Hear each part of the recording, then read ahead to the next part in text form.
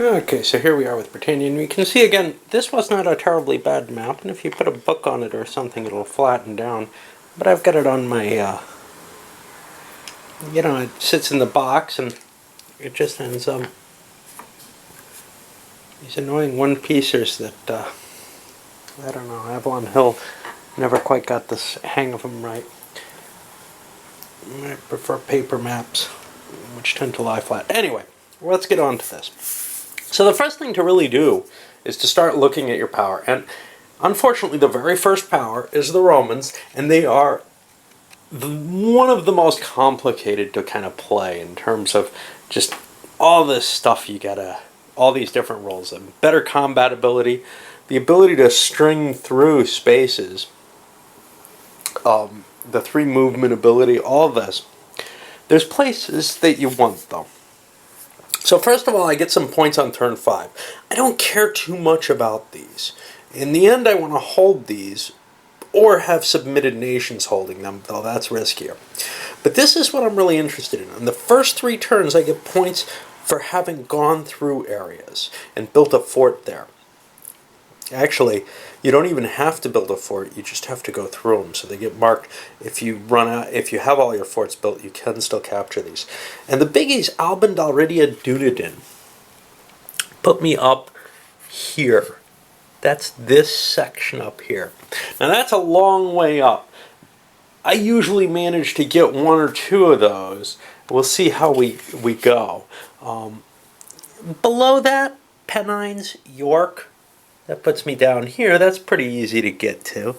A bunch of stuff in the middle. Basically, I want to capture all of England. Clwyd, Cornwall, Driffyd, Gwent, Gwynedd, and Powys. Puts me through this area. The Wales and Cornwall. That's kind of the... Do you want to get those or not? And you got to kind of decide how much effort you want to expend on those, because that effort might not be able to push north. On the other hand, pushing north, you may not be able to get there very quickly.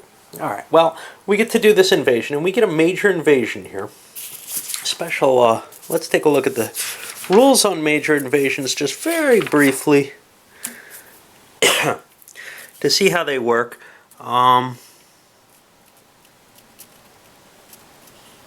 If I recall correctly, the major invasion doesn't have to worry about overpopulation between the segments.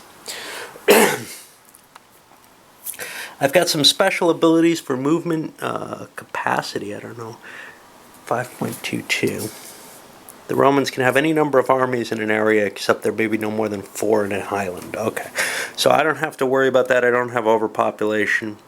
Brigantes, Picts, and Welsh, and we get the numbers, 3 areas, 2 areas, and 4 areas respectively can submit. I.e., if they drop down to that level, they can give up to me.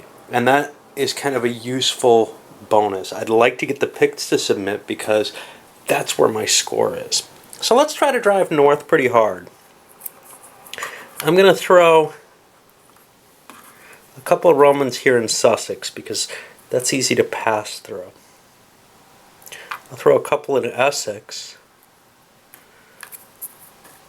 I want to get as far north as I can. This is one of the issues with this, with the Roman advance. You want to get your troops pushing northward, so if I only put 1 in these areas, I may not get as far as I like to. I need a double here in order to get there, double here, and now I only have 3 units left, and this is kind of problematic. The downlands is hard to take. I'm not going to guarantee that I can take that with 1 piece. Basically, instead of hitting on 4, 5s, and 6s, I only hit them on a 6, which is just as hard as anybody else. Do they give a...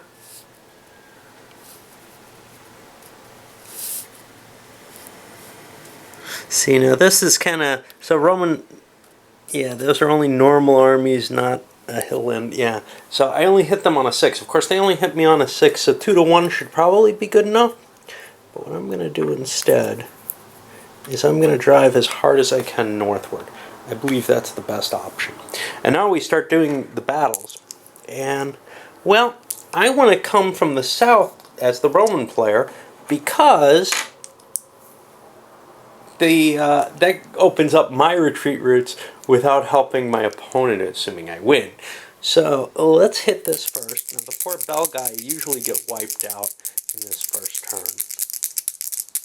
I have to keep track of who kills Roman units because some people get points for that. Okay, so the Romans got a 4 or higher. The Belgae did not. They lose a piece. And I'll do that across all of these. I'll come back in a moment after I show you what the Romans have succeeded. I don't want to do every die roll for you. So things didn't go terribly well for the Romans, and one of the reasons you want to attack the downlands that I forgot about slightly, well, totally, is that you don't want the Belgae retreating there. Now, you'd have to wipe out every single one of these without giving them an option to do so. And they've retreated here and into the swamps in Lindsey, which gives them a really strong couple of defensive places. It may be hard to dig them out of there. The Romans don't want to make that a priority. I'm putting Roman forts down everywhere where they've walked. This is what happens. Now, if these were empty areas, I could walk through them and drop a fort down as I go. These guys are going to be counted up. Theoretically, I should be adding them now. I should have a piece of paper as well to keep my score on. Anyway, now I get to do the second move with the Romans, and this is really where I think you have to kind of push through. The Belgae have no chance to submit. So if I charge up 1, 2, 3, now I have 2 to 1 odds, so I can walk through here. 1, 2, 3. 1, 2, 3. Again, I'm pushing as far north as hard as I can. I can try to take Wales and the like later, although it's going to be tough because the Romans get replacement points. What they're going to get is starting on turn 3, no, starting on turn 4, they have a minimum. They'll have at least 10 regular armies on the board. If they have less than that, they get them in the English Channel. So you've got kind of this mix. Obviously, you'd rather keep all 15 armies, but assuming you're going to lose them, it kind of sucks not to get your replacements. You want to make sure you're pushing hard enough to get as much score as you can. It doesn't really matter what you have left on the board at the end of this. Although the Romans do convert to Romano-British and you get points for them, so having some Romans at the end is useful. Okay, let's see what we're going to push here. 1, 2, 3. 1, 2. See, I can get further. 1, 2, 3. And I can march up to there. Now I could attack the Pennines, but again, I'm a little iffy on doing that kind of thing. I gotta think, where else do I need to go? I need to go attack the Belgae. Yeah, we'll go for the Pennines.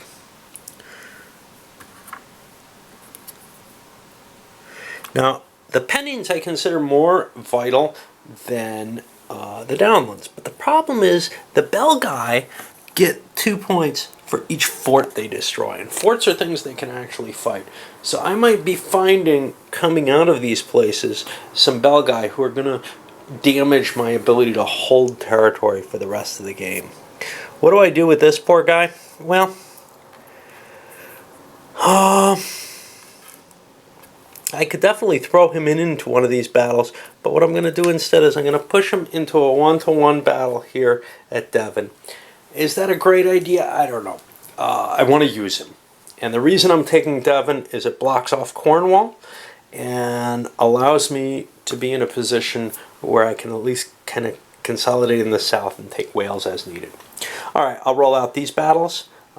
Remember, here in the mountains, in the mountainous terrain, we're both rolling for 6s instead of the Romans having any advantage.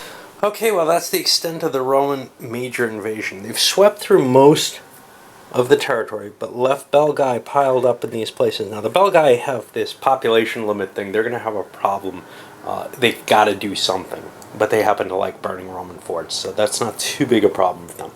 The Welsh defeated them here. The Romans made it to the Pennines. Without the Brigantes didn't retreat from there. They could have, but they chose to stand because it's good territory and it can really stymie the Romans if that doesn't fall. I found that pursuing these things is worth less because of the pushing northward aspect of the whole game. that you really do want to shoot as far as you can. You can try to get these back, but it's tough. That much I'll say.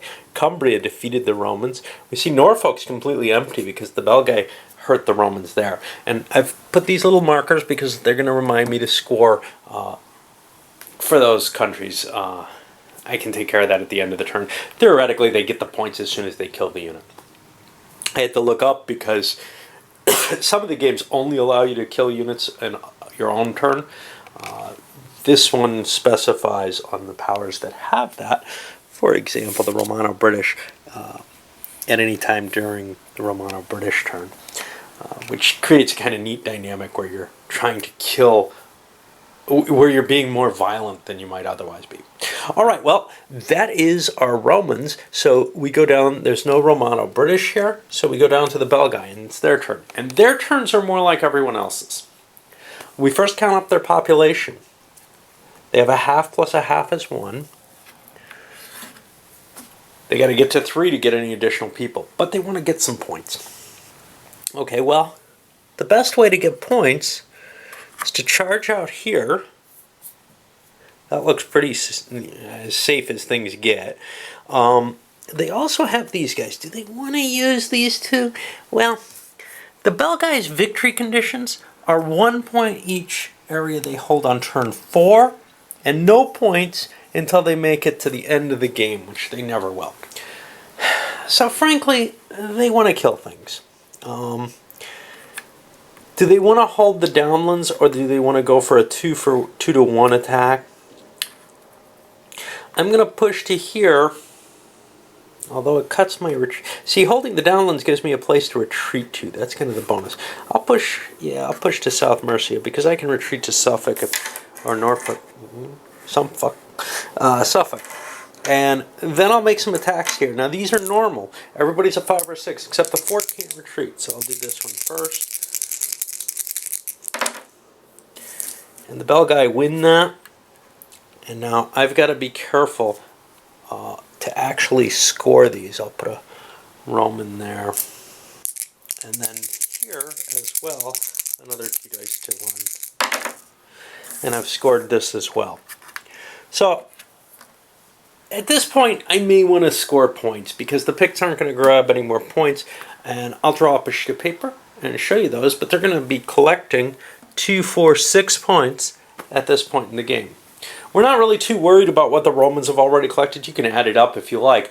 One of the things to realize about this game is that the different powers produce different points.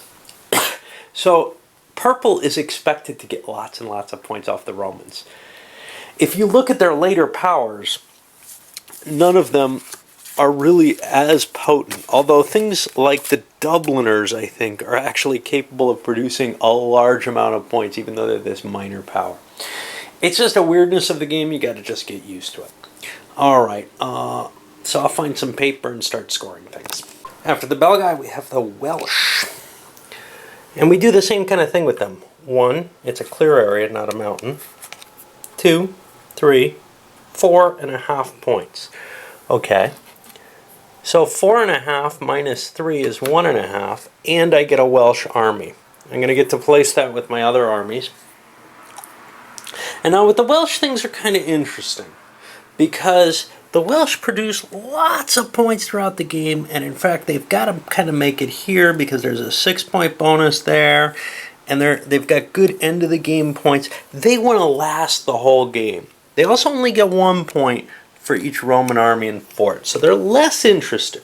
On the other hand, they're kind of worried about Romans. So what we're going to do is we're going to push forward like this, reducing our ability to grow into Avalon and up to Devon. We've abandoned some territories, and we're going to try to score this extra fort here. We get it, but we lose an army, which is kind of sad. I leave these face down like that for the points. I've got 1 plus 2 Roman armies, gets me 3 victory points, and I'll give that to green. And you can see I've already scored blue all over there.